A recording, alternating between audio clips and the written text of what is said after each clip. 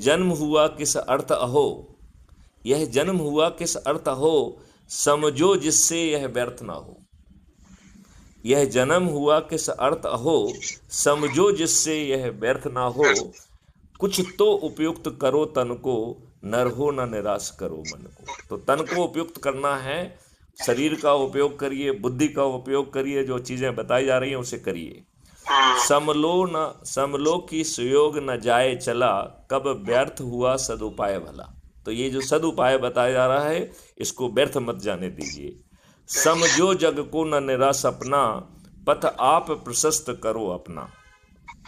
तो जग को सपना मत मानिए, हम अपने कर्मठ उससे, अपने दृढ़ता से देश को बदल सकते हैं।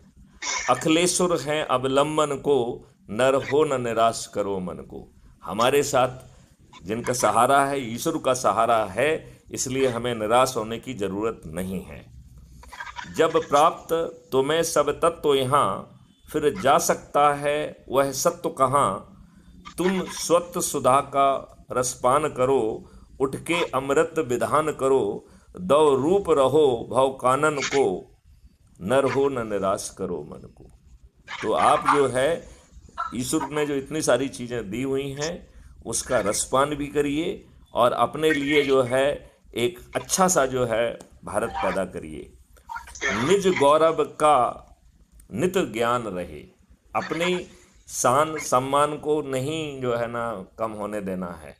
आज आपको कदम कदम पर अपमानित किया जा रहा है, उत्पीड़ित किया जा रहा है, शोषित किया जा रहा है, आप दुखी हैं, आपके बच्चों को छोड़ा जा रहा है, छेड़ा जा रहा है, लव जिहाद किया जा रहा है और अच्छे कानून नहीं बन रहे हैं, पुलिस कार्रवाई नहीं कर रही है।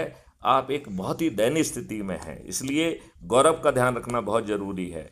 निज गौरव का नित ज्ञान रहे, हम भी कुछ हैं, यह ध्यान रहे। अपने आप को बेकार का मत मानिए। आप हर व्यक्ति ईश्वर ने यूनिक तैयार किया है, तो आप कोई व्यर्थ के व्यक्ति नहीं हैं।